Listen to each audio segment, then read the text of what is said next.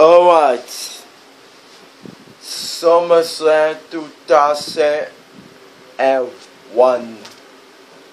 Now before we get to this show, I wanted to talk about, no waste any time, the invasion. Oh fucking hell. This might be one of the, this has to be one of the biggest screw-ups. The biggest screw-ups though. Possibly the worst storyline in the history of professional wrestling. I mean,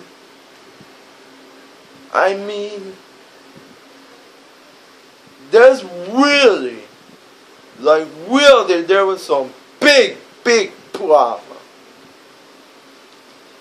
First, the Queen was the leader of the invasion, the alliance. That leader was Stone Cold Steve Austin, a WWF guy. Was he WCW, ECW?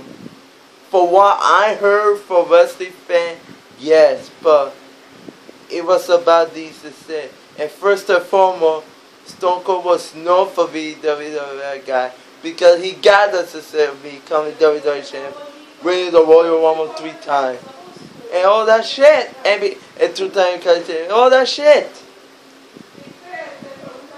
And there was a runner up to by the veteran, Kurt Angle, another WWF guy. And he wasn't even WCW, ECW at all. Holy Christ. And look how the invasion was book.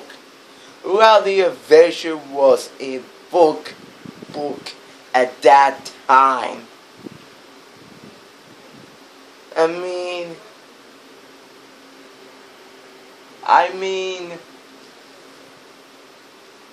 Most of the WCW guys were treated like ultra job, but some of the ECW guys really look at the stars that were in WCW and ECW. For ECW you had RVD, Tommy Dreamer, the Dudleys, Taz.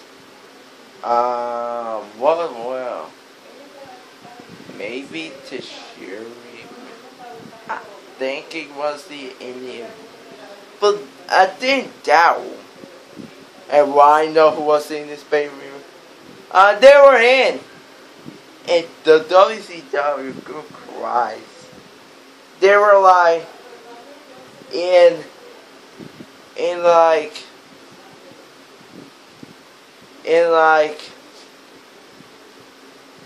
the WCW guy were Sean Stasiak, Canyon, DDP, Booker T, and I think that really is Jackson. No, you need a Nash, you need a Hogan, you need a Nash, you need a Hulk, you need a Steve, Savage, Goldberg, Flair, bitch. They could have a big storyline. And the ECW, they missed some guys like Sabu, the Sandman, Shane Douglas, I think just Square was, I don't even know, but yeah, those are the people that wasn't even in the invasion at all. And one of the biggest problems, and I think they should even be in an alliance. Because I think from what, according to me, ECW really hated really hated WCW real past. They really do. So why in the fuck would they be in the alliance with WCW? Good Christ. And this whole way around the McMahon.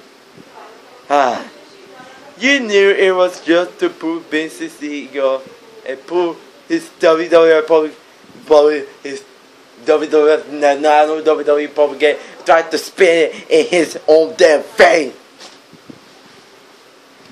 This and one of the things that people don't really love. This don't last there. Let me think.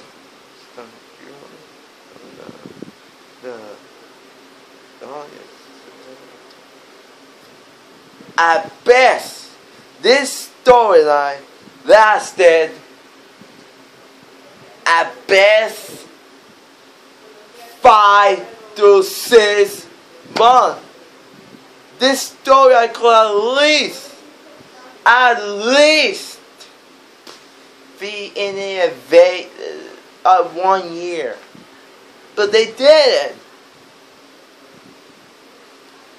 And for the people that said the Invasion Korea War and WWE Korea War, the AOL Taiwan deals for the big WCW guy, let me say this. If they would have been smart, they would probably waited in early 2002 and made the story right. But instead, the problem, they rushed that thing and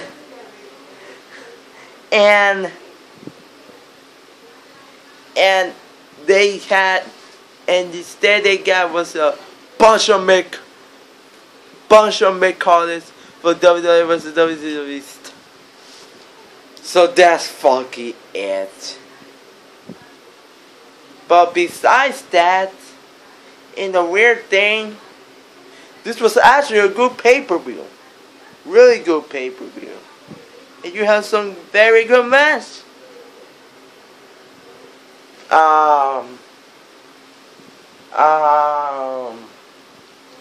The first match was Lance Storm versus Edge for the Intercontinental thing. Yeah, it was for the Intercontinental.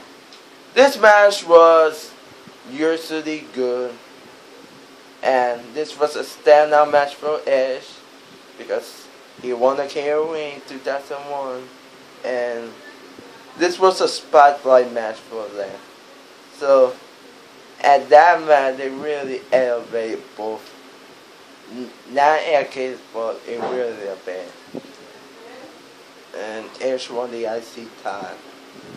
So yeah, Edge won the IC title. Next we got Rhino versus Chris Jericho. This was a decent match. A decent match. This is a time when Jericho, right, as Chris Jericho stepped in for us. Right, the owner of ECW. Well, was the owner of the ECW, was in this storyline, and they were having and it was a great stuff for them. And this man was decent enough.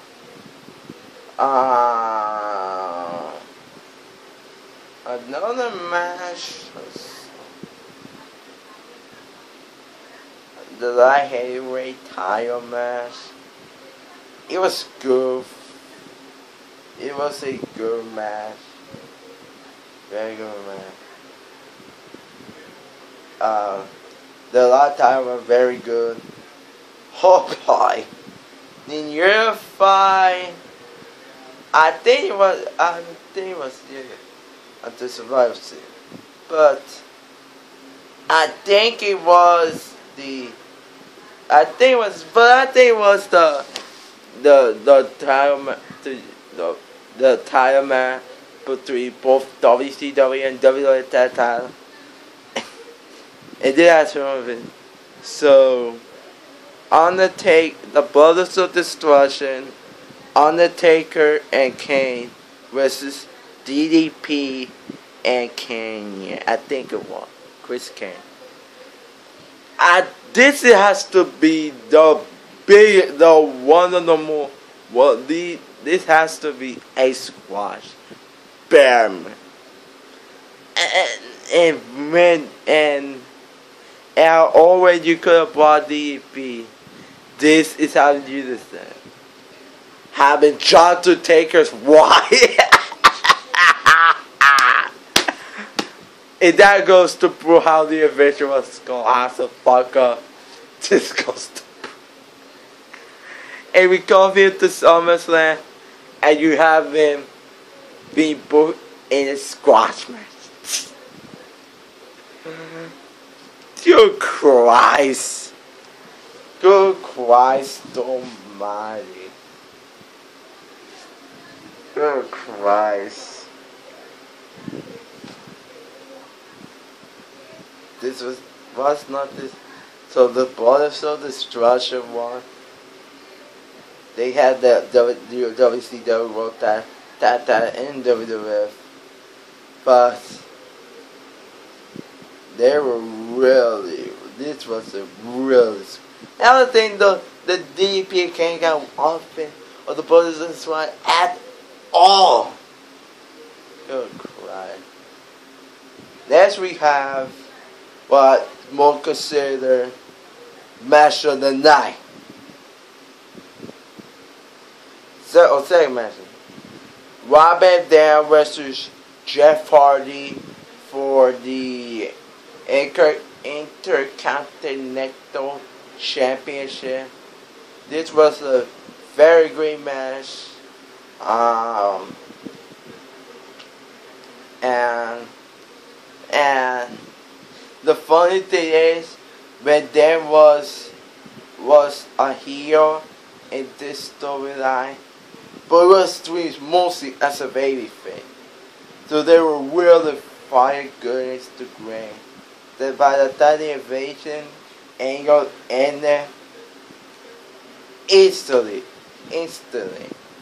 turn him baby. Which is the right thing to do because again he was the most old guy in this storyline. So Robin then won the hardcore title in a ladder match against Jeff Hardy, which was a great match. And next we got, I think, to the 2 world title. I think it was. I really did. Stone Cold Steve Austin versus Kurt Angle. Great, phenomenal match. Easily match of the night. Storytelling was phenomenal as well.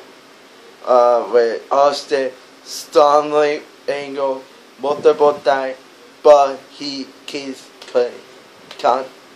But he keeps not giving up. He still kicks out. And that was me. And the finish, it was a bit of fuck up. But it made for a very good, great story because Angle just kicked out. Angle keeps kicking out on the side to the point. Austin had to punch the referee, and then by the time Angle was about to win it, the title, Nick passed with the referee, I think, caused for the disqualification and makes the match DQ. Angle won by DQ, but Austin kept the title, which this very folder, and Angle won the title in Pittsburgh. So that made for a great moment. Great feeling moment. Next we have the main event, I think. Yeah, I'm pretty sure for the like that. Rock versus Booker T for the WCW World Heavyweight title. This match, it was a good match. But but look at and look at how Booker T. But look at how Booker T was booked in this phase. I mean, and one episode of SmackDown, the White House Booker T. Who is this Rudy Poo? Who is this Rudy Poo? And that was really the real side to the Booker. That was bad. And then at right beats Booker T with a rock bottom, wins the WCW title, and Booker T was never the same. Even when he won the world title, didn't mean just shit, because he was a dinky Booker at that time. Oh my god! And his character was never the same after this.